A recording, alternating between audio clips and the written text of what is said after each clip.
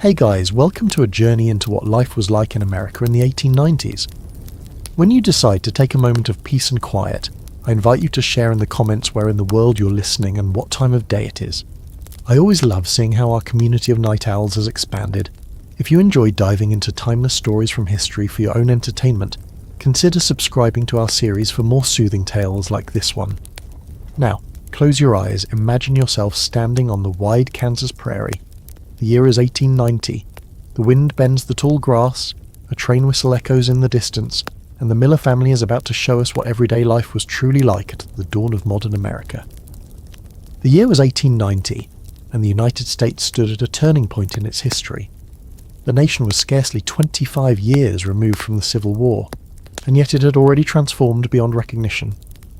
Railroads cut through plains and mountains, linking distant coasts. Cities like New York, Chicago and Boston swelled with immigrants, while vast farmlands in the Midwest stretched endlessly beneath a restless sky. Industry roared with steel and smoke, and electricity flickered into homes that only a decade earlier had relied upon kerosene lamps. But behind this image of progress lay contradictions: poverty alongside wealth, exploitation alongside opportunity, prejudice alongside ideals of freedom. To understand the texture of life in this transformative decade, one must descend from the grand narratives of presidents and tycoons into the ordinary rhythms of a family. It is in the quiet struggles of daily existence, in the small triumphs and disappointments of men, women and children, that history reveals itself most vividly. This is the story of the Miller family, who lived on the edge of a small Midwestern town. Through their eyes we glimpse the ordinary yet extraordinary experience of life in America during the 1890s, a time of uncertainty, ambition, hardship, and hope. Dawn broke softly over the Miller farmhouse, painting the horizon with pale streaks of rose and gold. John Miller, broad-shouldered and 40 years of age, rose before the others as he did each day. His boots stood neatly by the bed, caked with the soil of yesterday's work. He reached for them with slow deliberation, for a farmer's day waited for no man. The Millers' land lay a few miles outside the nearest town, a modest settlement whose single main street contained a general store, a post office, a church, and a handful of other buildings. Their farm was neither large nor especially prosperous, but it sustained them, as it had sustained John's father before him. Cornfields stretched across the property, along with a small orchard and a vegetable garden that Miriam, John's wife, tended faithfully. Miriam, younger than her husband by nearly a decade, awoke soon after he did. She tied her hair back beneath a simple kerchief and stoked the kitchen stove with wood, coaxing the embers into flame. The smell of coffee and cornmeal mush soon filled the air, mingling with the faint scent of earth drifting in through the window. Life for her was marked by repetition, cooking, washing, mending clothes, yet she carried within her a quiet determination. Like many women of the 1890s, she had begun to sense the stirrings of change. Newspapers spoke of women's meetings in Chicago and New York, voices rising for suffrage and reform. Though she rarely left the farm, Miriam felt herself connected to those distant movements by threads of thought and sympathy. Their children bustled into the kitchen one by one. Thomas, the eldest at 15, carried the look of his father, serious, strong, already hardened by work. School had ended for him the previous year, for the family needed his labour. He helped John in the fields, but he also dreamed of the factories in town where machines roared and wages, though meagre, were regular. His younger sister Clara, only 12, still attended the small one-room schoolhouse. Books fascinated her, and she often read by lamplight long after Miriam told her to sleep. In her bright eyes lay the hunger for a world larger than the farm. The family gathered at the rough-hewn wooden table.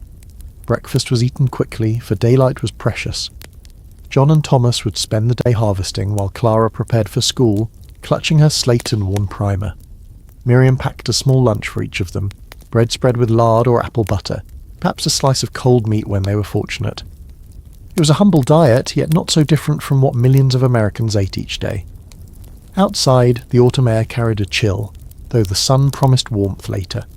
Fields awaited, and the sound of a distant train whistle drifted through the crisp air. That sound, shrill and metallic, always seemed to remind John that the world was moving faster than he could reckon. The railroad meant grain could be sold more widely, but it also meant competition, falling prices, and debts that pressed upon farmers like a tightening noose. As John and Thomas bent to their work, Miriam watched them from the doorway, her apron folded across her arms. She did not speak her worries aloud, but she felt them keenly, the struggle to keep the farm solvent, the fear of illness or accident, the uncertainty of what future awaited their children. And yet she also carried hope that education might open doors for Clara, that political reform might one day ease the burdens of men like John, that the country itself might yet find a way to honour both progress and justice. By noon, the family's day had settled into its rhythm. Toil in the fields, lessons in the schoolhouse, labour in the home. It was an ordinary day, indistinguishable from the one before it, and yet, in its ordinariness, it held the essence of the 1890s, a mixture of continuity and change, struggle and perseverance. The clang of metal echoed in Thomas Miller's ears long before he reached the factory gates. He walked quickly, his thin jacket drawn tight against the chill morning air, his lunch pail clutched in one hand. Though only 15, Thomas already looked older than his years. His face bore the shadow of fatigue, and his hands, once soft, had grown rough and calloused. The factory loomed at the edge of town like a dark citadel, its tall brick walls streaked with soot, its smokestacks pouring grey plumes into the sky. Dozens of workers hurried through its gates each morning, men with hunched shoulders, women in faded dresses, and children scarcely younger than Thomas. The Industrial Revolution had drawn them all here, promising wages however meagre and the hope of survival. Inside, the air was thick with dust and the pungent odour of machine oil. Rows of massive looms thundered in relentless rhythm, while belts and pulleys spun overhead, rattling with every motion. The noise was deafening. Workers communicated in gestures, nods and shouts, for words were often lost beneath the pounding of iron and steam. Thomas joined his station, where a foreman barked orders. His task was monotonous but dangerous, to feed raw materials into a machine that spun thread for the growing textile industry. His movements had to be precise, for a moment's carelessness could mean a mangled hand. Injuries were common here, though compensation was not. Workers who fell behind or faltered were swiftly replaced, for there was always another immigrant willing to take the job. The hours dragged heavily. The workday stretched 12, sometimes 14 hours, broken only by a brief pause for lunch. Thomas ate quickly in a corner, a hunk of bread, an apple and a flask of water. Around him, men spoke in a dozen different accents: Irish, German, Italian, Polish. They had come seeking the promise of America, yet here they toiled in conditions scarcely better than those they had left behind. Despite the hardship, Thomas felt a peculiar pride. He was earning wages, contributing to his family, standing among men. Yet beneath that pride lurked resentment. He had loved school, had once imagined himself studying further, perhaps becoming a teacher or an engineer. But those dreams had withered the moment his father had told him that the family needed his hands more than his books. The foreman's whistle signalled the day's end. Exhausted, Thomas stumbled out with the others, his ears still ringing with the clang of machinery. The streets outside were crowded with workers returning to crowded boarding houses, saloons spilling with laughter and smoke, and children darting through alleys. Thomas walked the long road home, his body aching but his mind restless. At the farmhouse, Miriam greeted him with a weary smile. She noticed the dirt beneath his nails, the slump of his shoulders, and her heart ached. Yet she said nothing, for what words could undo necessity? Thomas ate his supper quietly beside John and Clara, the conversation sparse. Outside, the night deepened, the stars veiled by the faint haze drifting from distant smokestacks. For Thomas, the factory was not just a workplace, it was a symbol of the 1890s itself, an era of immense growth, built upon the backs of ordinary labourers. Progress roared in the machinery, but its price was written in the weariness of those who kept the machines turning. The bell of the one-room schoolhouse rang sharply through the crisp morning air, calling children from farms and dusty roads to gather inside. Clara Miller clutched her slate and worn primer tightly against her chest as she hurried along the narrow path. At 12 years old, she was slender and lively, her brown hair braided neatly by Miriam's careful hands. School was the brightest part of her days, a place where the world seemed to expand far beyond the boundaries of cornfields and kitchen chores. The schoolhouse itself was simple, a small wooden building with peeling white paint and a bell tower that leaned slightly to one side. Inside, desks of different sizes crowded together in uneven rows. Children of all ages sat side by side, 6-year-olds learning their letters next to teenagers struggling through arithmetic. A single teacher, Miss Henderson, presided over them all with patience and authority. Lessons began with recitation. Clara rose from her seat and read aloud from McGuffey's Reader, her voice clear despite her nerves. The words spoke of morality, diligence and patriotism, the values that educators of the 1890s sought to instill in the nation's youth. For Clara, however, the stories were more than moral instruction. They were windows into other lives, other places, other possibilities. She dreamed of cities she had never seen, of books she had never held, of a world she longed to enter. At midday, the children spilled outside to eat their lunches beneath the wide branches of an elm tree. Clara opened her small parcel, a piece of bread spread with apple butter and a wedge of cheese. Nearby, her classmates compared lunches, some boasting of sausage or pie, while others, children of immigrant families, ate only plain bread. Laughter and chatter filled the yard, though the differences in wealth and status were evident even among children. Back inside, arithmetic followed. Clara's numbers were neat and precise, her sums correct, yet her mind often wandered. She wondered whether she might one day become a teacher like Miss Henderson, yet she knew the obstacles, her family's need for labour at home, the expense of further schooling, the expectation that girls would marry young. These thoughts lingered heavy as shadows even as she bent over her slate. The afternoon lesson was history. Miss Henderson spoke of George Washington and Abraham Lincoln, of battles fought and freedoms won.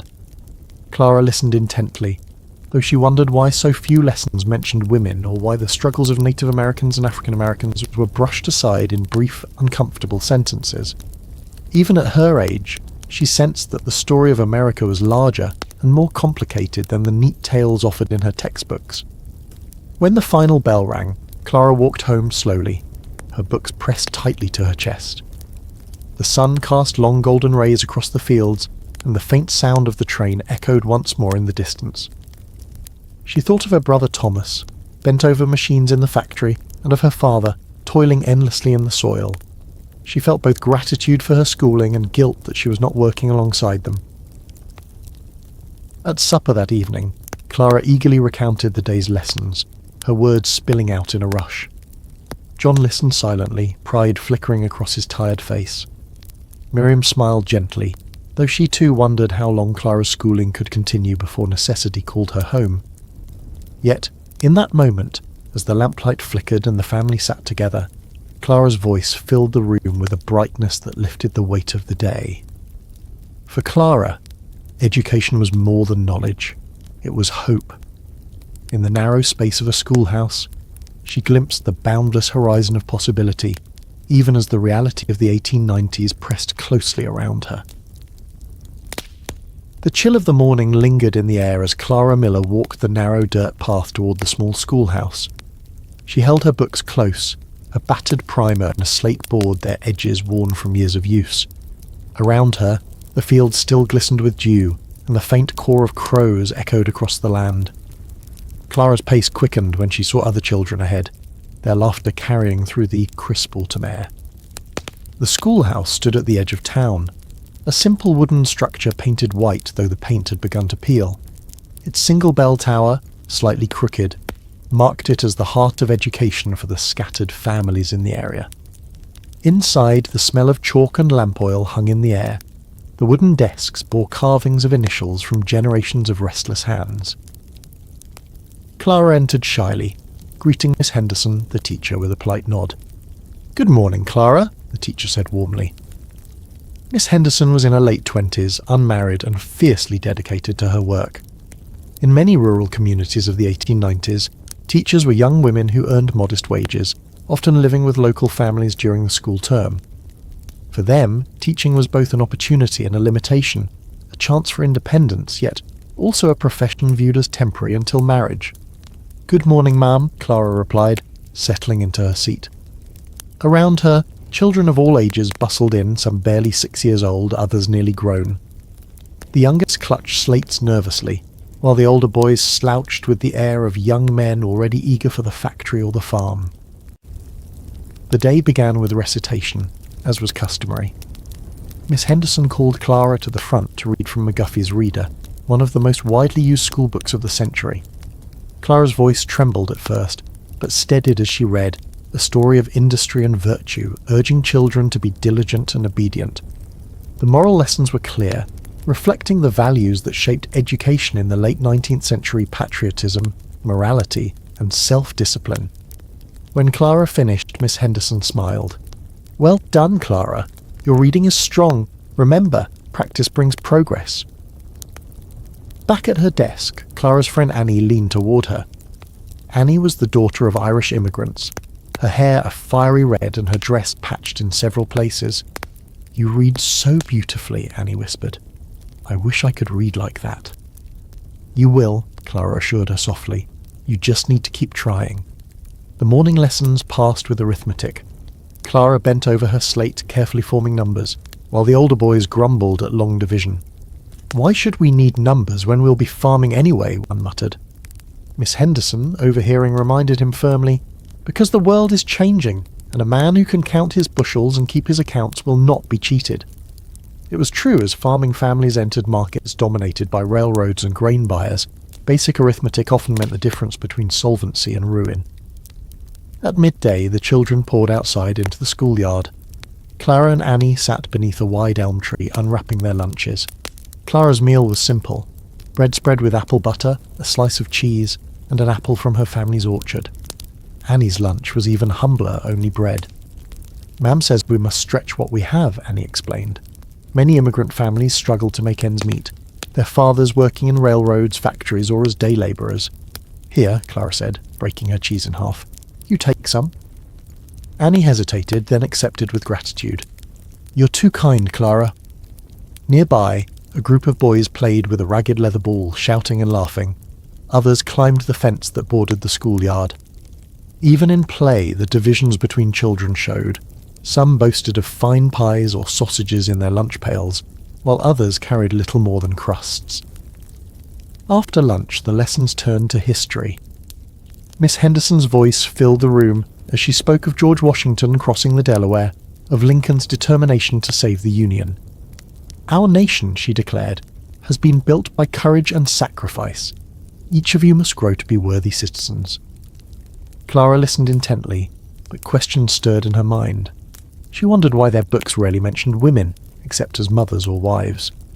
She thought of her own mother, Miriam, whose intelligence and strength seemed no less worthy of history than the generals and statesmen they studied. She also noticed how the textbooks passed quickly over the struggles of Native Americans, whose lands were being seized in the very decade they lived in, and of African Americans, whose lives in the South were marked by segregation and violence. When the bell rang at the end of the day, Clara lingered. "Miss Henderson?" she asked softly. "Yes, Clara?" Do you think a girl could become a teacher like you?" Miss Henderson smiled, though a shadow flickered across her eyes. "Yes, Clara. A girl can become a teacher, many do. It is not easy, but if you study hard, you can. Education opens doors." She hesitated, then added gently, "But sometimes those doors close too soon, because families need help at home, or because society expects different paths for women. Still, never stop learning. Even when you are grown, books can be your teachers." Clara nodded, her heart beating quickly. She longed to keep studying, to explore more than the farm and the small town. But she knew her family depended on her, and she feared that her schooling might end sooner than she wished. That evening at the supper table, she recounted her day eagerly, telling John and Miriam about the stories she had read, the sums she had solved, and the questions she had asked. Thomas listened in silence, his hands still sore from the factory. "Books are fine," he said quietly, "but they won't fill a stomach." Miriam placed her hand on his arm. "Still, Thomas, knowledge is worth more than bread. Bread is eaten and gone, knowledge stays. John looked at Clara thoughtfully. Your mother's right. I want you to learn as much as you can, Clara, but we'll see how long we can manage it. His words carried both encouragement and uncertainty, reflecting the balance every farm family struck between education and necessity. That night, Clara sat by the dim glow of the oil lamp, reading once more from her primer. The words blurred as her eyes grew heavy, but she pressed on, whispering the sentences aloud. To her, each page was a step toward a future she could almost see, shimmering faintly beyond the fields of her childhood. For Clara, the schoolhouse was more than a building. It was a promise, fragile, uncertain, yet radiant with possibility. In the narrow desks beneath the stern gaze of textbooks, she caught glimpses of a wider America, one that might someday hold a place for her voice. The train lurched forward with a great hiss of steam, its whistle piercing the morning stillness. John Miller leaned back against the wooden seat, the rhythmic clatter of wheels on iron rails carrying him steadily toward Chicago. He rarely left the farm, but this trip was necessary. He needed to speak with a grain broker about selling the season's harvest. Prices had fallen sharply, and he could no longer rely on the small-town buyers who paid barely enough to cover his debts. Beside him sat Thomas, who had begged to join the journey. The boy's eyes gleamed with restless curiosity. To him, Chicago was a place of marvels, towering buildings, bustling streets, opportunities that seemed to stretch far beyond the horizon of cornfields and factories. As the train cut across the prairie, John gazed out the window at fields blurring past, dotted with farmhouses like his own. He thought of the Grange movement and the farmers' alliances that had sprung up in recent years, groups of men like him who railed against the railroads and grain monopolies that squeezed their livelihoods. He was no politician, but he understood their anger. Each year it seemed harder to keep the farm afloat. Hours later, the skyline of Chicago emerged, smokestacks, spires, and the glint of iron bridges crossing the river. Thomas pressed his face to the glass. "Look, father, it's bigger than I imagined." John grunted, though even he felt a mix of awe and unease. The city seemed alive, breathing smoke and steel. When they disembarked, the noise engulfed them. Clattering streetcars, the cries of newspaper boys shouting headlines, the rumble of wagons on cobblestones. Crowds surged everywhere, men in bowler hats, women in long skirts bustling with parcels, immigrants speaking in tongues John scarcely recognized. "Stay close," John muttered, gripping Thomas's shoulder. "This is no place to get lost." They walked through streets lined with shops whose windows glittered with goods far beyond anything sold into their small-town store. Cloth of every colour, shiny shoes, books, even exotic fruits, oranges and bananas that Thomas had only read about. He stared wide-eyed. "Do people really eat those every day?"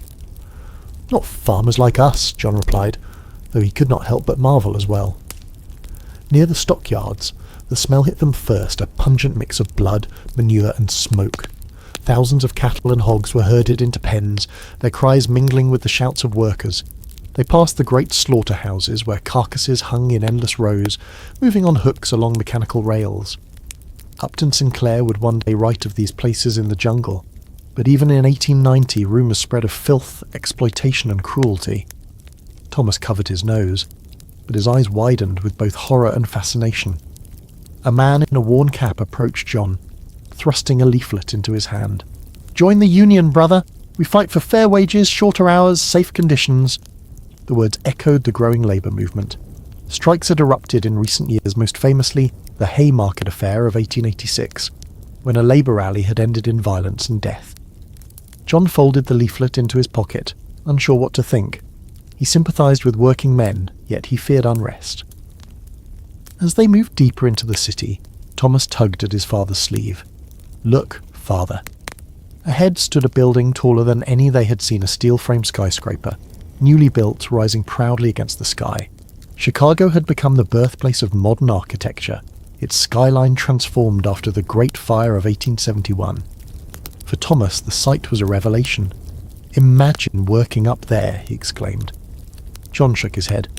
"I'd rather keep my feet on the ground." At noon they stopped at a crowded lunchroom. John ordered coffee and a plate of beef stew while Thomas eagerly bit into his first banana, peeling it awkwardly. Around them, conversations buzzed in half a dozen languages. Men in work clothes spoke of strikes and wages. Others in fine suits discussed railroads and stock prices.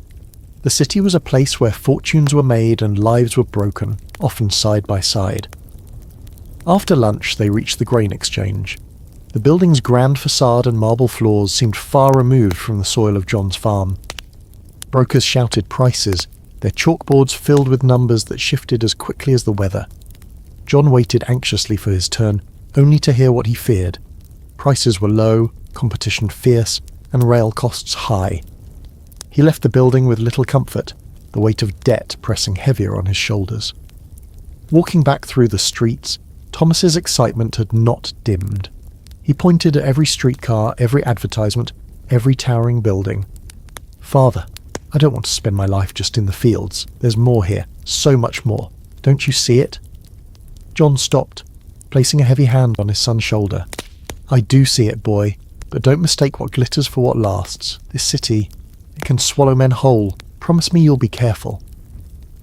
Thomas nodded reluctantly, though his eyes still burned with restless ambition. By evening, the train carried them back toward the farm. Through the window, the city lights dwindled, replaced once more by the dark expanse of fields. John sat in silence, weary from disappointment at the exchange. Yet Thomas leaned against the glass, his reflection glowing faintly in the lamplight, his mind alive with dreams. For him, Chicago was not merely a city, it was a promise of what the future might hold. For John, the trip had revealed the peril of change. For Thomas, it had revealed its possibility.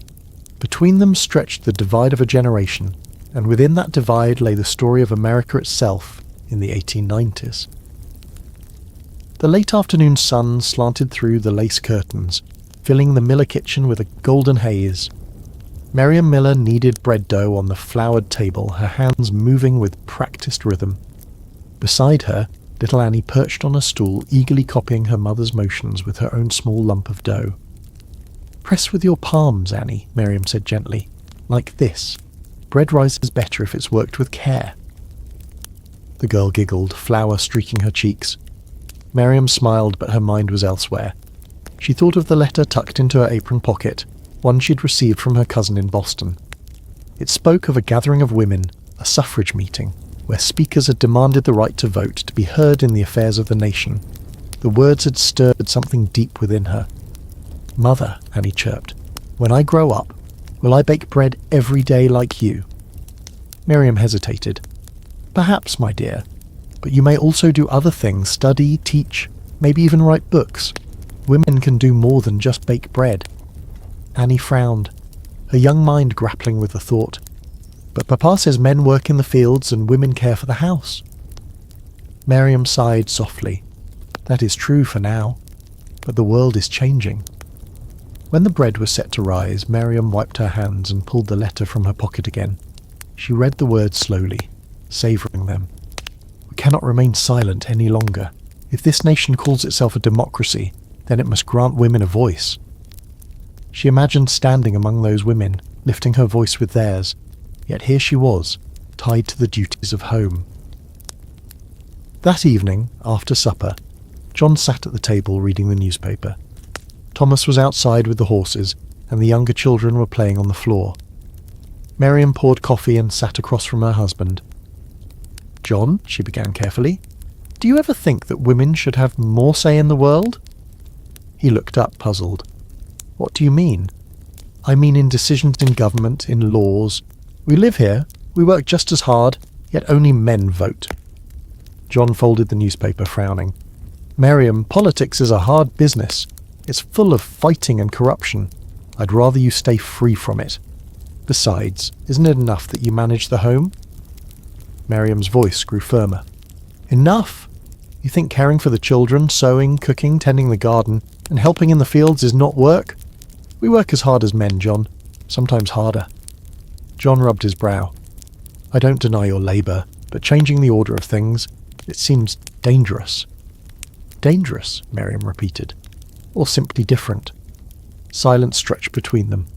John returned to his paper, though uneasily. Miriam rose and cleared the cups, but her heart beat fast. The following week she attended a meeting at the local church hall, not a suffrage rally, but a gathering of farm wives who called themselves the Women's Christian Temperance Union. They discussed not only temperance, but also education, health, and the possibility of women taking a stronger role in public life. Miriam sat among them, listening intently as Mrs. Harper, a schoolteacher's widow, spoke. "Sisters," Mrs. Harper declared, "we live in a time of change. Already in Wyoming and Colorado, women have been granted the right to vote. If the West can recognize our worth, why not here? Do we not raise sons who become voters? Do we not manage households that keep this nation running?" The women murmured agreement. Miriam felt a thrill course through her. Another woman spoke up. "But what of men? Many oppose us. They say a woman's place is in the home." Mrs. Harper's eyes flashed. "And the home is the foundation of society. If we shape the home, then surely we shape the nation. Let us demand recognition." Miriam returned home that evening with her mind alight. She pictured Annie grown into a woman who could read, speak, and even cast a ballot. Could such a future be possible? Later that night, as she sewed by lamplight, Thomas entered. He flopped into a chair, stretching his long limbs. "Mother, Father says farming grows harder each year. Sometimes I wonder if it's worth it." Miriam threaded her needle, glancing at him. "It is worth it, Thomas. The land sustains us. But I also believe the world is opening new doors, not just for you, but for your sisters too." Thomas laughed softly. "Annie voting in an election? That seems far-fetched." "Perhaps now," Miriam replied evenly, "but in time, who knows?" She spoke with quiet conviction, as though planting seeds not in soil but in minds, seeds she hoped would one day bear fruit. Outside, the cicadas hummed in the summer night. Inside, Miriam stitched in silence, dreaming of a world where her daughters would not be bound by the same limits she had known. The autumn winds swept across the Miller farm, bending the cornstalks and rustling through the emptying fields. The harvest was nearly complete, but instead of bringing relief, it weighed heavily on John Miller's shoulders. He stood at the edge of the barn, arms crossed, watching his eldest son load bushels into the wagon. Each ear of corn seemed like a small coin, hard-earned yet worth so little on the market that year. Inside the farmhouse, Miriam counted coins on the kitchen table. The children watched silently, sensing their mother's unease. Clara asked, "Will we have enough for winter, Mamma?" Miriam forced a smile. "We always find a way, dear." But her fingers trembled as she slid the few silver pieces into a worn pouch. That evening, John returned from town with grim news.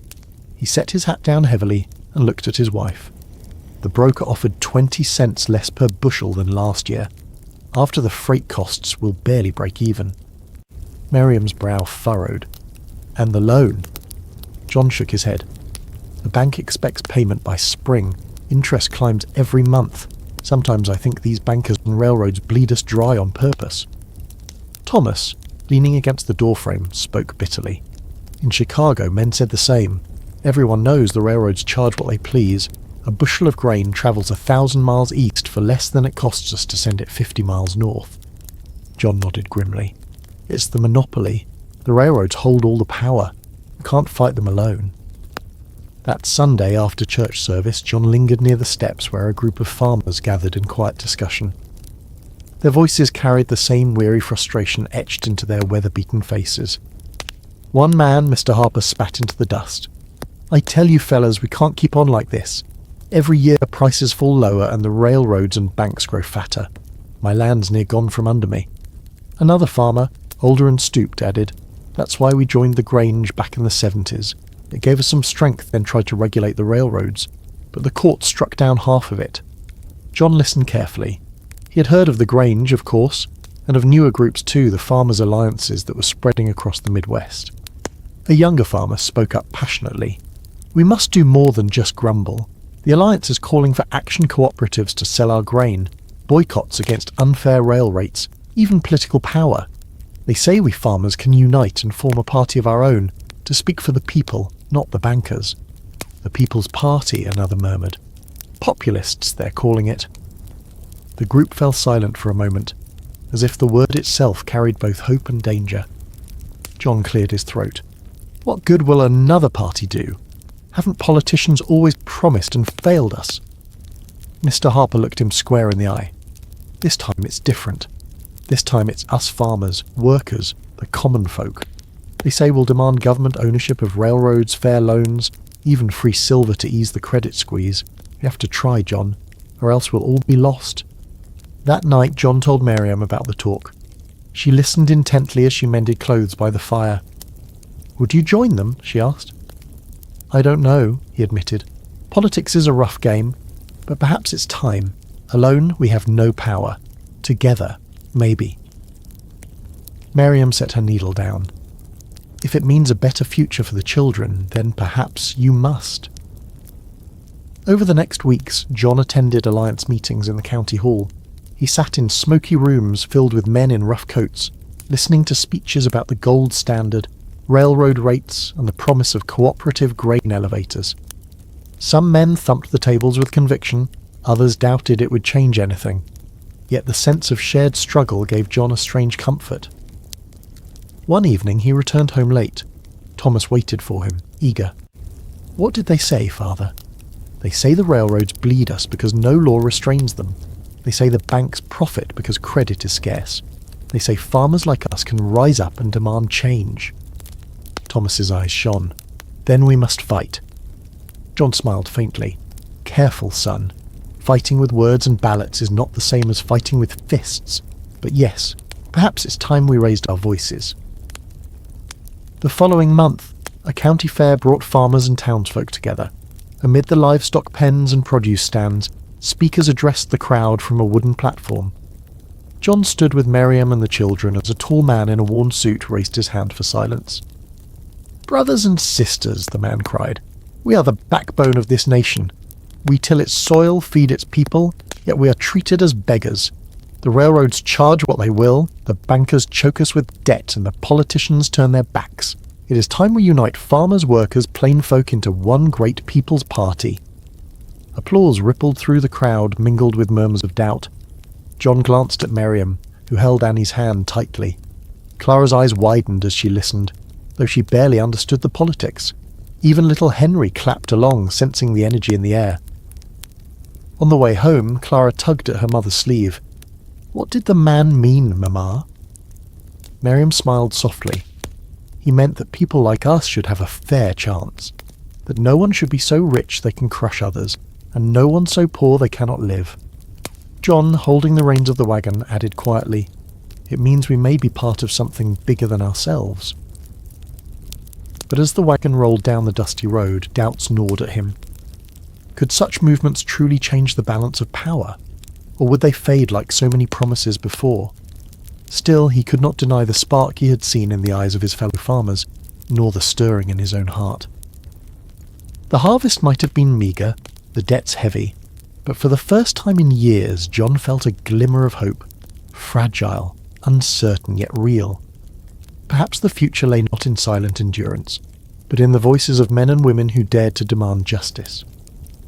And in that conviction, the miller's struggle became part of a larger story, the story of countless American families caught in the storm of change at the close of the 19th century.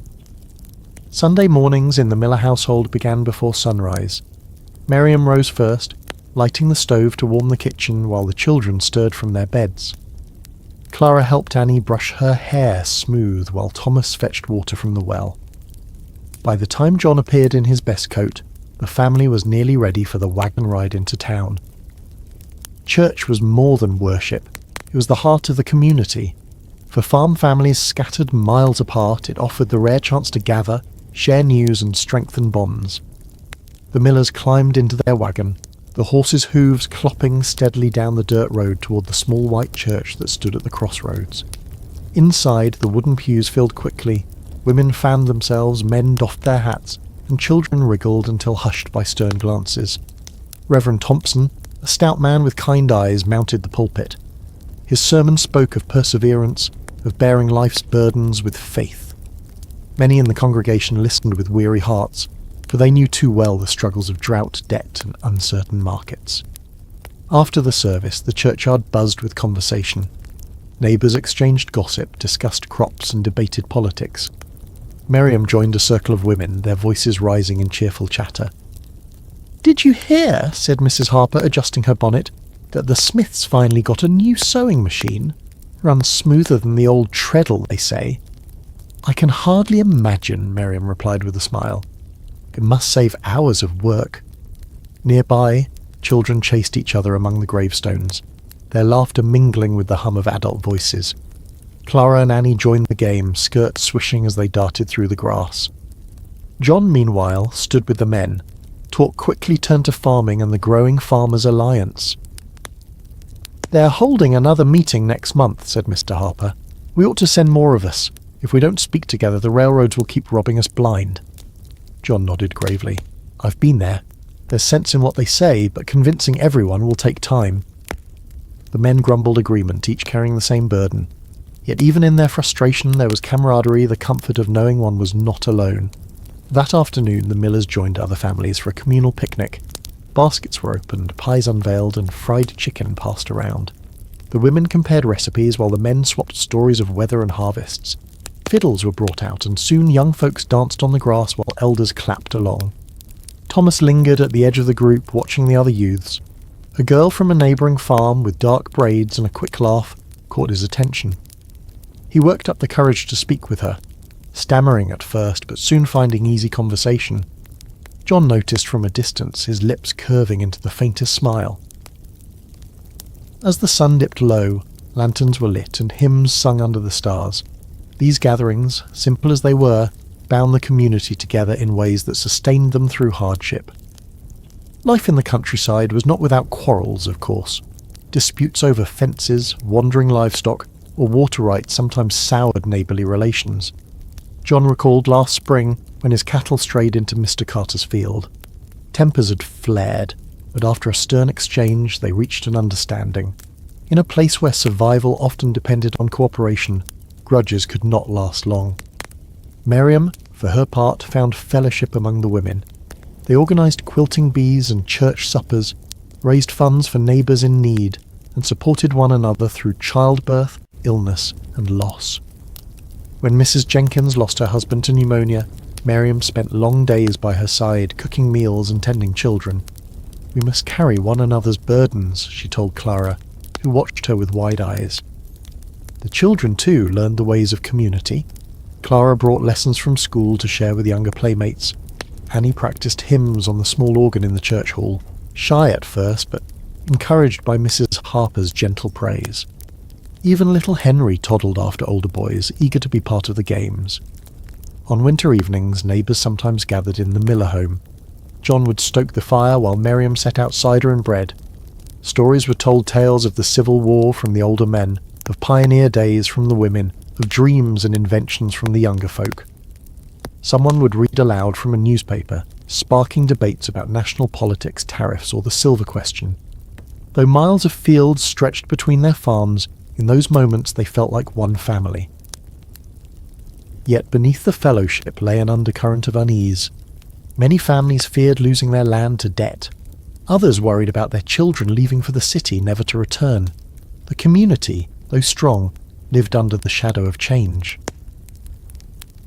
One snowy evening after such a gathering, John sat by the fire with Miriam. The children slept upstairs, their soft breathing drifting down through the floorboards. "Miriam," John said quietly, "sometimes I wonder how long this way of life will last. The city grows, the railroads spread, and yet we cling to these fields." Miriam laid her sewing aside. "As long as there are families like ours, John, there will be farms. The land is our anchor. Even if the world changes, it cannot change what the earth gives." John looked into the flames, uncertain yet comforted. Community had always been their strength, a shield against hardship. Whatever storms lay ahead, he prayed that bond would endure.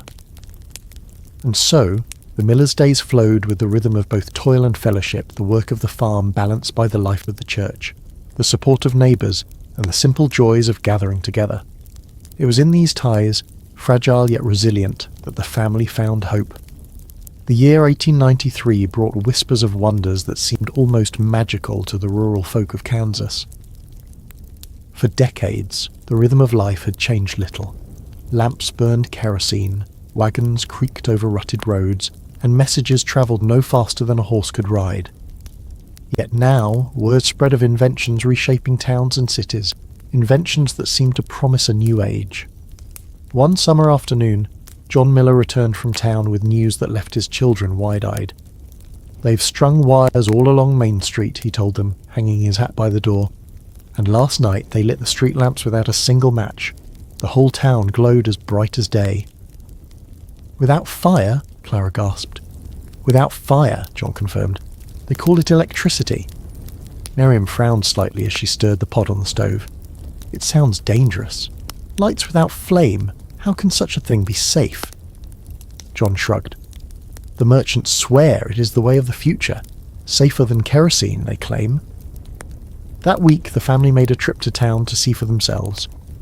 As dusk fell, the Millers joined a crowd gathered along the boardwalk.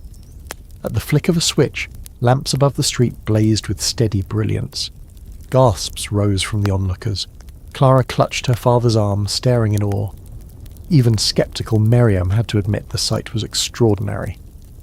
"It's like the stars came down to earth," Annie whispered, her face lit by the glow.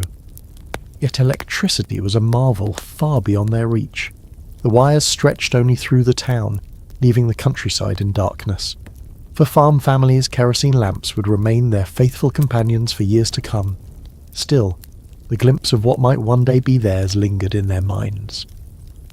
Another marvel soon appeared in the general store, a telephone. The children pressed their ears eagerly to the receiver, amazed to hear the distant voice of Mr. Harper speaking from the other side of town. "It is sorcery," Clara declared, half in jest. The storekeeper laughed. "No sorcery, child. Just wires and science." John tried the contraption, his deep voice rumbling into the mouthpiece. A moment later, Harper's answer echoed back. The men exchanged astonished grins. Yet John knew such a device would remain in town for some time. The expense was great, and few farmhouses were near enough to be connected. Still, the thought of calling a neighbour instead of riding miles across fields set his imagination stirring. How much easier life might be if one could summon a doctor, order supplies, or share news without delay. Of all the new wonders, none affected the Millers more directly than the railroads. Trains had long thundered through the region, their whistles echoing across the plains. But in the 1890s their reach extended deeper, binding towns to distant markets.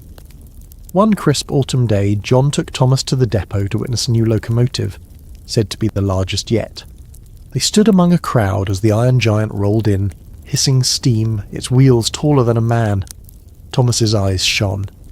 "Pa, it's alive," he breathed. "In a way, son," John replied. "This beast carries more grain in a week than a dozen wagons could in a month, and faster too." The railroad brought opportunity and frustration alike. It carried crops to markets back east, but also imposed crushing freight rates that bled farmers of profit. John muttered darkly about monopolies, but he could not deny the power of the steel rails. Without them, Kansas wheat would never reach the cities where bread was needed. At home, the children reenacted what they had seen. Using sticks and old wheels, Thomas and Clara built a makeshift train in the yard. Annie insisted on being the conductor, calling out stops with a solemn authority that made the others laugh. Even little Henry toddled behind, puffing like an engine. Miriam, watching from the porch, smiled but shook her head. They think the world is changing so fast. And perhaps it is. But out here, the soil still must be tilled, the cows milked, the bread baked. Some things never change. Yet even she felt the pull of modern wonders. When a catalogue arrived from Sears filled with illustrations of new stoves, bicycles and typewriters, she lingered over its pages late into the night.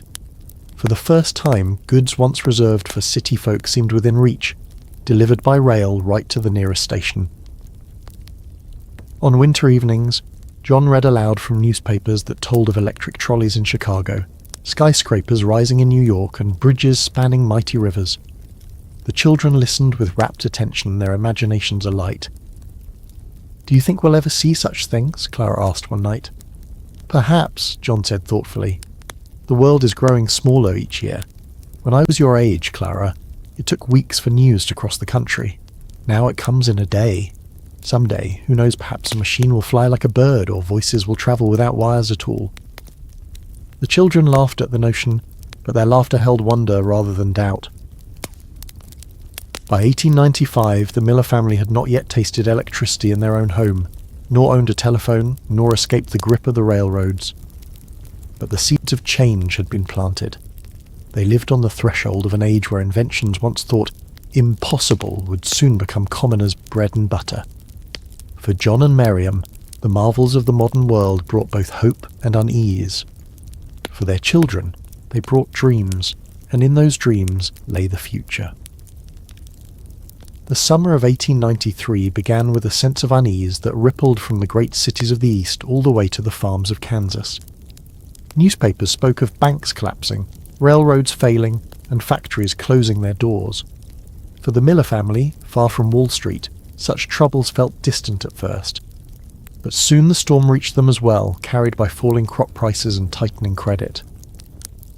John Miller noticed it first at the grain elevator. One morning he hauled his wagon, heavy with wheat, expecting to fetch at least 50 cents a bushel. Instead, the buyer shook his head grimly. 30 cents today, Mr. Miller, the man said, and I can't promise it won't drop lower. 30 cents? John repeated in disbelief. Why? That won't even cover the cost of seed. The buyer spread his hands helplessly. It's the market. The railroads, the banks, the silver panic, everything's tumbling. Be glad I'm buying it all. John drove home with a heavy heart, his wagon lighter in grain but not in worry. That evening he sat by the fire and told Miriam. She listened silently, her hand still on the mending in her lap. What will we do, John? She asked softly. We'll tighten our belts, pay what we can, when we can, but if prices keep falling, there'll be no paying at all. The panic of 1893 had begun with the collapse of railroad companies and shaky banks, but its ripples spread into every corner of the nation. In cities, thousands lost their jobs as factories shut down. Men lined up for bread, and families crowded into tenements. In the countryside, the pain was quieter but no less sharp. For the Millers, the problem was debt. Years of borrowing for seed, tools, and equipment now weighed heavily on them. Creditors, fearing their own ruin, demanded payment in hard cash that few farmers had. One afternoon, a banker from town rode up the lane, his buggy raising dust. He carried a ledger and a polite but firm expression. "Mr. Miller," he said, adjusting his spectacles, "your loan is due. We'll need to discuss payment." John stood tall, though his jaw tightened. "I intend to pay, sir, but with wheat at 30 cents there is little I can do." The banker's voice was smooth but unyielding. "The bank cannot wait indefinitely. If payment is not made by autumn, we may have to take other measures." Miriam, standing in the doorway, felt a chill despite the heat. She knew too well what other measures meant for closure, loss of the farm, the end of everything they had built. The children sensed the tension, though their parents tried to shield them. Clara overheard whispered conversations at night, the clink of coins counted and recounted. Thomas saw the worry etched into his father's brow. Even little Annie, though young, asked why her mother sometimes wept quietly at the table after supper. At church, the talk was the same. Families whispered about neighbours forced off their land, wagons loaded with belongings bound for uncertain futures. Some spoke angrily of the railroads and banks, of politicians in Washington who seemed blind to their plight. "We need free silver," declared Mr. Harper one Sunday, his voice sharp with conviction. "If the government coins silver as well as gold, there'll be more money in circulation, and we farmers will have a chance." Others nodded, muttering agreement. John listened, torn between hope and scepticism. The Populist Party, with its fiery calls for reform, grew in strength across the plains. Rallies drew crowds of farmers desperate for relief. John attended one such meeting where a speaker thundered against monopolies and promised a fairer future. "Brothers and sisters," the man cried, "we are the backbone of this nation. Without the farmer there is no bread, no progress, no America. Stand together and we shall not be crushed." The crowd erupted in cheers, and John felt a spark of determination stir within him. Yet when he returned home, reality pressed upon him once more. Debts, low prices, the thin faces of his children. Autumn came, and with it the harvest. The fields of golden wheat looked as fine as ever, but when sold they brought scarcely enough to keep the family afloat. The banker returned, this time less patient. Only through pleading and a small payment was John able to delay foreclosure. Winter settled in hard that year. The millers cut back on everything. New clothes were set aside, meals grew plainer. Miriam stretched flour with cornmeal, sewed patches over patches, and taught the children to make toys from scraps. The children bore it bravely, but Clara noticed her mother skipping portions at supper so the younger ones might eat more. One bitter night, as the wind howled outside, John sat by the fire with his eldest son.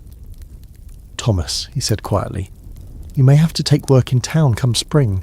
A blacksmith needs strong hands, and we need every dollar we can find." Thomas swallowed hard. He longed to farm beside his father, but he nodded. "I'll do whatever is needed, Pa." Despite hardship, the millers endured. They leaned on neighbours, shared what little they had, and clung to faith. When sickness struck the Harper family, Miriam brought broth and blankets, though her own cupboard was nearly bare. In return, the Harpers helped mend the miller's fence after a storm. Survival became a communal act, each family shoring up the others against despair. By spring of 1894, the panic still lingered, though whispers of recovery spread. Prices rose slightly, but the scars remained. Many farms had been lost, many dreams broken. The millers still held their land, but only just. On a warm April evening, John stood at the edge of his field, watching the setting sun cast long shadows across the furrows. His heart was heavy, but his hands were steady. "Whatever comes," he murmured to himself, "we endure. This land is our life, and I will not surrender it easily."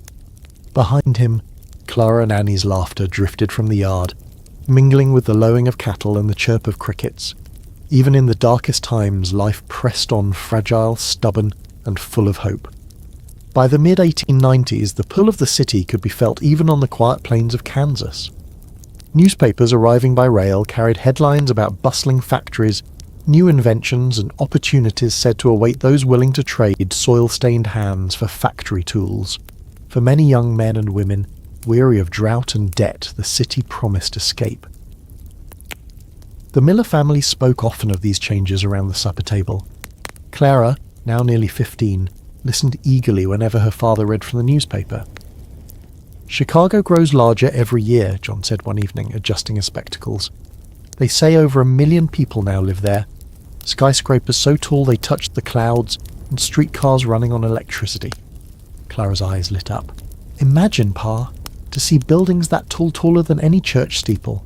It must be like another world." Miriam, pouring stew into bowls, pursed her lips. "And full of dangers. I've read of crowded tenements, crime and disease. A young woman is safer with family than among strangers in the city." Clara fell silent, but the spark in her eyes did not fade. Thomas, too, felt the tug of the city. The promise of wages steady, if modest, tempted him. With the farm yielding little profit, many young men left to work in factories, rail yards or stockyards. Some returned with money in their pockets, others never came back at all. In the spring of 1895, John received a letter from his cousin William, who had moved to Kansas City 2 years earlier. The letter was full of news about the bustling stockyards, the clang of streetcars, and the endless rows of factories. "They pay a man $12 a week at the packing plant," William wrote. "Hard work, aye, and long hours, but wages in cash, not in crops that fetch a poor price. Many farm boys come here, and some find their fortune." John read the letter aloud, and Thomas listened with keen interest. $12 a week sounded like a fortune compared to the pennies left after harvest. "Pa," Thomas said carefully, "perhaps Cousin William could find a place for me." Miriam's spoon clattered against her bowl. "Thomas, you'd leave the farm? Leave your family?" "I'd not leave forever, Ma," he replied earnestly, "but maybe I could help more from there than I can here. With steady wages we could pay the bank, buy seed, even think of new equipment." The room fell into uneasy silence. The farm had always been the family's anchor, yet in their hearts they all knew the truth. The city called to their children in ways the land no longer could. The Millers were not alone in this struggle. Across America, rural families saw their young drift toward the cities. In 1890, census takers had declared that for the first time, more Americans lived in towns and cities than on isolated farms. The shift marked a turning point in the nation's story from an agrarian republic to an industrial power. Still, the city carried dangers as well as promise. John's newspapers told of labour strikes such as the bloody Pullman strike of 1894, where railroad workers protested wage cuts and rent demands, only to be met with federal troops. Dozens were killed, and the nation was shaken. "See there," John said grimly, tapping the page. "The city is no easy place, Thomas. Wages may be steady, but men are treated little better than machines, and when they resist, the law sides with the powerful." Thomas frowned, but did not waver. "And yet, Pa, many stay. If it were only misery, they would all return to the land. They do not." Meanwhile, Clara's curiosity about the wider world grew stronger. She read stories of young women working as telephone operators, teachers or clerks in the city. While wages for women were far lower than for men, they offered independence unimaginable in farm life. One afternoon, Clara confided in her mother as they mended clothes together. "Ma," she said softly, "do you think I could ever be a teacher in town? I love my books, and Miss Harper says I might do well." Miriam looked at her daughter's bright face and sighed. "Clara, I would keep you safe here forever if I could, but I know a bird cannot be caged if it was meant to fly. Just promise me this: if you go with wisdom. The city swallows the foolish, but it rewards the strong." The family's debate mirrored a national one. Farmers' alliances and the Populist Party urged loyalty to the land, warning that the soul of America lay in its fields, not its factories. Yet more and more young people sought opportunity elsewhere, leaving behind farms that struggled without their labour. One Sunday after church, John spoke with Reverend Thompson about his children's future. "Perhaps it is the Lord's will," the minister said kindly. "Each generation must find its place. Some till the soil, others seek new callings. The city is not evil, John only different. Guide your children with wisdom, and they will not be lost." By the late 1890s, the Millers had not yet sent a child to the city, but the decision loomed ever closer. Thomas dreamed of wages in Kansas City. Clara dreamed of books and classrooms. Even Annie, still young, hummed tunes she imagined leading in a grand choir. For John and Miriam, the thought was bittersweet. They had fought to hold their land, to preserve a life rooted in the soil, yet they could not deny that their children's future might lie elsewhere. On a quiet evening, as fireflies danced over the fields, John turned to Miriam. "Perhaps we're the last generation to live as we do," he said. "Perhaps our children will belong to a different world." Miriam slipped her hand into his. "Then let us give them roots strong enough to carry wherever they go." And in that moment they both knew. The farm might one day be only a memory for their children, but the lessons of resilience, faith and family would endure whether in the furrows of Kansas soil or beneath the shadows of city towers. Life on the farm had always placed heavy burdens upon women. From dawn until long after sunset, Miriam Miller worked without pause, tending children, cooking meals, mending clothes, milking cows, gathering eggs, keeping the household in order. The tasks were endless, yet invisible to many. "Your father works the fields," Miriam often told Clara, "but remember this: without the work of women, no farm can stand." Clara nodded, watching her mother knead bread or patch shirts. She admired her mother's strength, but a question stirred within her. Was there more for women than the kitchen and the cradle? In the 1890s, such questions were being asked not only by curious farm girls, but by women across America. Newspapers carried stories of suffrage meetings, where women like Susan B. Anthony and Elizabeth Cady Stanton demanded the right to vote. Pamphlets circulated, declaring that a true democracy could not exist while half its citizens were voiceless. One Sunday after church, Miriam overheard Mrs. Harper speaking excitedly. "They say Mrs. Mary Elizabeth Lease gave another speech last week," she told a group of women. "She told the farmers to raise less corn and more hell. Imagine such words from a woman." The ladies chuckled nervously, but their eyes shone. Lease, a fiery speaker from Kansas, had become a voice for both populist politics and women's rights. Her boldness gave courage to others, especially in rural communities where women bore the brunt of hardship. Clara asked her mother about it on the way home. "Ma, do you think women will ever vote?" Miriam hesitated, gazing at the road ahead. "Perhaps, child. I've heard it said some states out west already allow it, but here in Kansas many believe a woman's place is in the home." "But isn't our place also in the world?" Clara pressed. "We read the papers, we work the fields, we teach the children. Shouldn't our voices matter too?" John, driving the wagon, cleared his throat. "The world is changing, Clara. Slowly, but it is. Just mind you don't let big ideas carry you away from the duties at hand." Miriam glanced at her husband, then at her daughter. She saw in Clara the spark of a new generation, a hunger for more than survival, for participation in shaping the world. Women in the countryside often found their voices through church groups, literary societies, or reform movements. Miriam attended sewing circles where quilts were stitched and grievances shared. Beneath the soft murmur of needles and thread, women discussed temperance, child labour, and the rights of wives. "I sometimes think," Mrs. Jenkins whispered one afternoon, "that our husbands do not know how much we carry. If we had a vote, perhaps they would listen differently." Miriam smiled faintly but said nothing. She admired the courage of such words, though she herself felt bound by tradition. Her days left little room for rallies or speeches, yet in the quiet of night as she rocked Henry to sleep, she wondered what kind of life her daughters might lead. Meanwhile, Clara devoured every scrap of reading she could find. She borrowed books from her teacher, who encouraged her to think critically.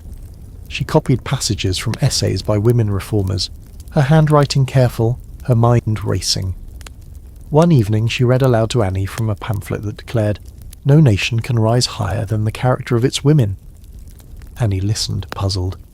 "But women don't make laws," she said. "Not yet," Clara replied firmly, "but someday we might."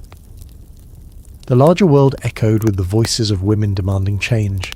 In 1890, the National American Woman Suffrage Association had been formed, combining rival movements into a stronger force. Across the country, women marched, lectured, and petitioned. Though victory was still decades away, the 1890s marked a turning tide. Even in Kansas, women had gained some ground. Since 1887, they could vote in local school elections, a small step, but one that fueled greater demands. Clara learned this fact from her teacher, and her eyes shone with possibility. "Ma, did you know you could vote for the school board?" she asked eagerly. Miriam nodded. "Yes, but only for that. Still, it matters our children's education is in our hands." Clara felt a thrill of pride at the thought. Perhaps, she reasoned, small victories could lead to greater ones. At the same time, expectations of women remained firmly domestic. Miriam reminded her daughters daily of their duties. How to bake bread, churn butter, keep house. Clara obeyed, but her heart reached further. She dreamed of being a teacher, a writer, perhaps even a reformer. On a chilly evening, as the family gathered by the fire, Clara dared to speak her heart. "Pa," she began, "if I study hard, might I one day go to college?" John raised his brows. "College? For a girl?" Clara met his gaze steadily. "Why not? Women attend colleges in some states already. I read about Vassar and Oberlin. If I could go, I might return as a teacher to help our community." Miriam watched silently, torn between pride and worry. John rubbed his chin, thoughtful. At last, he said, "We shall see. It is no small thing, Clara, but if your mind is set, we will not stand in your way." Clara's heart soared. Though the path was uncertain, she knew her parents had given her permission to dream. For Miriam, the moment was bittersweet. She had devoted her life to the home, believing that was her only sphere. Yet she could not deny her daughter a larger horizon. Perhaps, she thought, the work of her own generation's silent endurance was what gave the next generation the chance to seek something greater. In the stillness of the prairie night, as wind whispered through the fields, the Miller women carried within them two truths, the unyielding weight of tradition and the rising tide of change. Between them lay the future uncertain, but full of possibility. The winter of 1896 pressed hard upon the Kansas plains, but within the walls of the Miller farmhouse, the glow of learning provided its own kind of warmth. For Clara and Thomas, education had become a matter of pride and curiosity, even as the family wrestled with the practical burdens of farm life. Each morning, Clara bundled herself in a shawl and trudged the 2 miles to the one-room schoolhouse. The building was little more than a wooden shack with a potbelly stove at its centre, but to Clara it was a portal into a larger world. Inside, children of all ages crowded onto benches, their breath visible in the cold air. The schoolteacher, Miss Harper, was scarcely older than her eldest pupils. She taught every subject, reading, writing, arithmetic, history and geography, to children ranging from 6 to 16. On the blackboard, chalk diagrams of the solar system shared space with spelling lists and multiplication tables. Clara relished her studies, especially history. She loved to imagine herself walking the streets of ancient Rome or standing on the deck of Columbus's ship. One day, she whispered to her friend Mary, "Do you think a girl could ever go to college?" Mary giggled nervously. "College is for boys. My PA says I'll be married before I'm 18. Clara did not reply, but a spark of determination flickered inside her. She'd read in a newspaper about Vassar and Wellesley, colleges for women in the East. Perhaps, she thought, her life could be different from her mother's. Thomas, meanwhile, cared little for books, but excelled at arithmetic. Miss Harper once asked him to calculate the yield of a wheat harvest based on acreage and rainfall. Thomas solved the problem swiftly, his hands smudged with chalk. "You've got a farmer's head for numbers," she told him with a smile. Yet farm chores often stole time from their lessons. During planting and harvest seasons, John kept Thomas home from school to help with the work. Clara, too, was sometimes pulled away to mind her younger siblings, or assist with sewing and cooking. Such interruptions were common. Across the nation, rural children's education was shaped by the demands of the agricultural calendar. Statistics from the 1890 census bore this out. Fewer than half of rural children attended school regularly, and many ended their formal education after the 8th grade. High schools were rare in farming communities, and colleges rarer still. For the Millers, schooling was valuable, but survival came first. One snowy evening, as the family gathered around the stove, John spoke of his hopes. "I want better for you children," he said, gazing at Clara and Thomas. "I never made it past my letters and sums, but times are changing. A man or a woman with education might not be rich, but they can stand on their own feet." Miriam, rocking little Henry in her lap, added gently, "Still, knowledge does not fill an empty stomach. Remember, children, your family will always need you." The tension between dreams and duty became sharper as the years passed. Clara's ambitions grew after she borrowed a geography book, filled with illustrations of foreign lands. She traced the outlines of Africa with her finger, marvelling at the names: Nile, Sahara, Cape of Good Hope. "Someday I'll see the ocean," she declared. Thomas scoffed. "And how do you plan to get there? On a train ticket we can't afford?" "Maybe I'll earn it myself," she shot back. "Maybe I'll become a teacher." John listened to their banter with a mix of pride and worry. He admired Clara's spirit, but knew the obstacles she would face. Women teachers were paid less than men, and their contracts often forbade marriage. Yet teaching remained one of the few respectable professions open to young women. As for Thomas, his future seemed tethered to the soil, but the boy was restless. When a travelling salesman demonstrated a new mechanical thresher at the county fair, Thomas's eyes shone. "Machines will change farming," he told his father.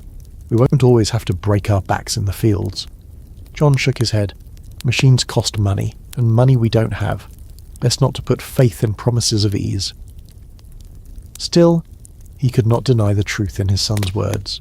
Across America, agricultural colleges and experiment stations funded by the Morrill Act and Hatch Act were spreading new techniques. The old ways of farming were being challenged by science. Meanwhile, many farm children of the 1890s were leaving school not to pursue higher learning but to enter the workforce.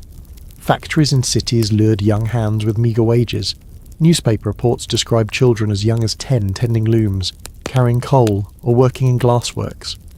Reformers decried the practice, but in families pressed by poverty, necessity often outweighed morality. The Millers resisted that path. "No child of mine will break stones in a factory," John declared, "not while we still have land to till." And so, the children's futures hung in balance. caught between the old agrarian life and the new possibilities promised by education and industry. Clara dreamed of books and classrooms, Thomas of machines and progress. Annie, still young, imagined herself a nurse after seeing a picture of Florence Nightingale. Even little Henry babbled about trains, though he scarcely knew what the word meant. On the last day of school that spring, Miss Harper gathered her pupils beneath the fluttering flag outside the schoolhouse. She reminded them that knowledge was a gift no one could take away. "The world is changing," she said, her voice carrying across the prairie. "It will need men and women who can read, who can think, who can lead. Perhaps one of you will be such a person." Clara felt her heart stir. She did not yet know how her path would unfold, but she knew one thing with certainty. She would not let the light of learning slip away. That evening, as the family walked home beneath the endless Kansas sky, John placed a hand on Clara's shoulder. "Dream big, daughter," he said softly. "Even if the world says no, your ma and I will say yes." The words lingered with her long after the stars rose, mingling with the sound of the wind through the wheat, a promise of futures yet to be written. As the decade of the 1890s drew to a close, the Kansas prairie stretched on as it always had, vast, windswept and unyielding. Yet within the Miller household, time had not stood still. The years had carried hardship and hope in equal measure, shaping the family as surely as the rains shaped the fields. John Miller, his hair now flecked with grey, stood one autumn morning at the edge of his wheat field. He watched the sun rise over the horizon, golden light spilling across the land. The harvest had been modest, but it was enough to see them through. He thought of the battles fought against drought, debt, and the crushing power of the railroads. He thought too of the meetings with fellow farmers, the speeches about justice, and the brief surge of the Populist party. Though the movement had faltered, its spirit lived on in those who refused to be silenced. Miriam, steady as ever, kept the heart of the home alive. The rhythms of her days had changed little. The bread still rose in the oven, the quilt still warmed the children, the hymn book still rested by her chair. Yet even she had felt the pull of a new century. The Sears catalogue still arrived by train, bringing a world of possibilities to her doorstep. She would sometimes linger over its pages, imagining a future where comfort came more easily to farm families. Clara had grown into a determined young woman. With Miss Harper's encouragement and her parents' blessing, she began teaching at the very schoolhouse where she had once been a pupil. Her wages were meagre, her responsibilities heavy, but each morning she walked into the classroom with purpose. She dreamed that education might lift not only herself, but others' children who, like her, gazed beyond the prairie with restless eyes. Thomas, taller now and strong from years of farm labour, stood with his father in the fields, calculating yields and testing new tools. Machines had indeed begun to change the rhythm of agriculture. Though money was tight, he saved every penny, vowing one day to own a tractor or thresher of his own. Progress was coming, slowly, unevenly, but it was coming nonetheless. Annie, still too young to take on heavy work, tended to her siblings with patience beyond her years. She spoke often of becoming a nurse, inspired by stories of Florence Nightingale. Whether such a path would ever be open to her was uncertain, but the dream itself carried her forward. Little Henry, no longer a toddler, was forever chasing after the whistle of the train. To him, the iron horse was not a symbol of exploitation, but of possibility, a promise that the world stretched far beyond the furrows of their farm. The 1890s had been a decade of contradictions.